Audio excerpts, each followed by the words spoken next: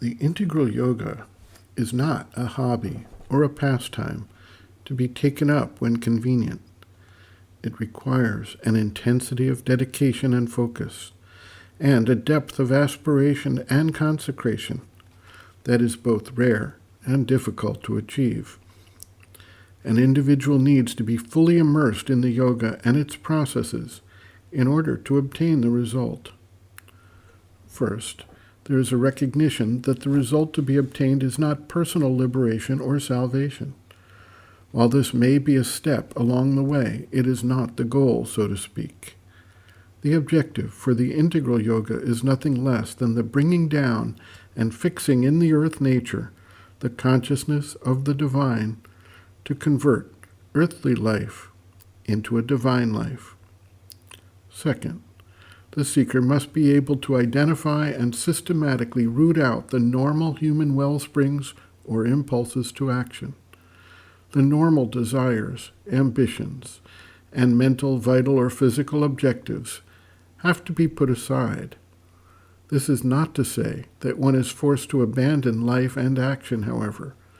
What makes this more difficult is the very fact that the external life itself and the powers of the mind, life energy, and the physical body all need to be transformed and utilized, not suppressed or denied. In the Bhagavad Gita, Sri Krishna advises Arjuna that one cannot tell the man dedicated to the infinite by outward actions, since the outward actions continue and may look the same to the external eye. Rather, the truth of the spirit is determined by the motivation, the consecration, the aspiration, the dedication that arises from within. Thus, the seeker needs to observe the wellsprings of action with a clear vision of the forces at work and the impulses that are moving his mind, life, and body. To the extent that he is acting out a desire for some specific external result, or an ambition of any sort, or out of the forces of jealousy, envy, anger, hatred, lust, or greed, he is clearly not, at that point, fully immersed in the yogic process and has some work to be done. Distinguishing between the subtle promptings of the ego and the guidance and way shown by the divine force requires not only self-examination, but a dedication to the truth that is unwavering and willing to look in the mirror and recognize what is truly at work in the being. There are many forms of good works in the world. Feeding people, caring for the sick or weak are noble aims, and certainly can be encouraged and supported in general. For the yogic practitioner, however, this type of lofty aim of action is not the fulfillment being sought. He may do these things or not. He needs to follow the guidance of the higher divine wisdom and truth to know what his action in the world should be.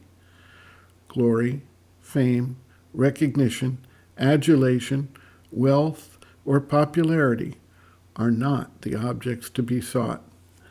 Dedication to one's society, religion, country, or any other external form that represents simply an extension of the ego is also not the objective.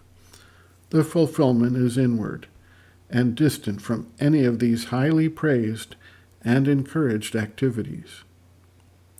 Sri Aurobindo notes, quote, "This yoga demands a total dedication of the life to the aspiration for the discovery and embodiment of the divine truth, and to nothing else whatever.